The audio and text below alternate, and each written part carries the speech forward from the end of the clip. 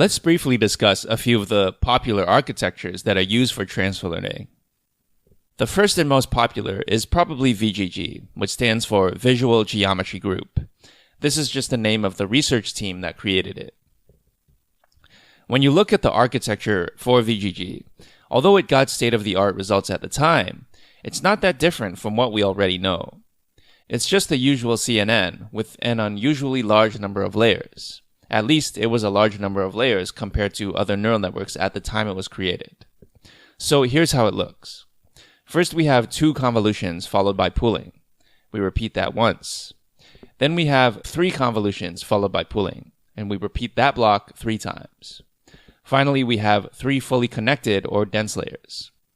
As you can see, it's pretty much the same thing as the LeNet, just bigger.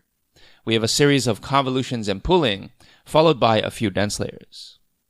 Note that there are a few variations of the VGG network, such as VGG 16 and VGG 19, which have 16 layers and 19 layers respectively.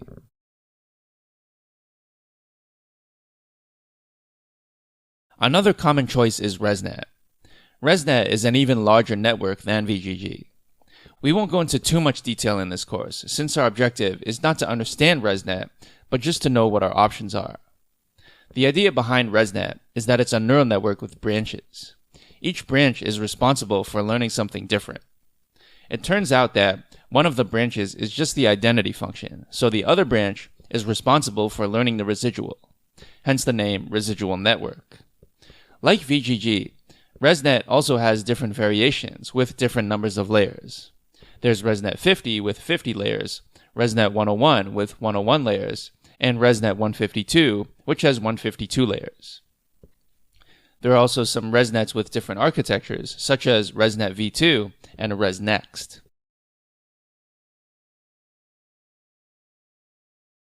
Yet another common choice is Inception. The layout of Inception is similar to ResNet in that you have multiple parallel branches. But with Inception, the concept is a little different. With Inception, instead of just a single convolution going into another convolution, you'll do multiple convolutions in parallel. You'll recall that one of the hyperparameters we have to choose is the filter size. Well, Inception says, why not simply try them all and concatenate the result? So for example, you'll have a 1x1 filter, a 3x3 filter, and a 5x5 filter, and convolve the same input image by all these filters. Once you've done that, you'll take the resulting images and stack them all together. The idea behind the Inception network is that you'll have multiple layers of Inception blocks, just like how the ResNet has multiple layers of residual learning blocks. Now I know a lot of people are going to ask, well, which one should I choose? VGG, ResNet, or Inception?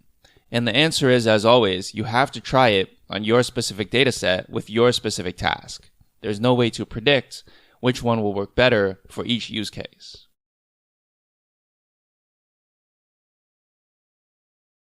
Another popular pre-trained model used for transfer learning is called MobileNet, which specializes in being lightweight. So this one actually does have a specific purpose. Because it's lightweight, there's a trade-off made between speed and accuracy.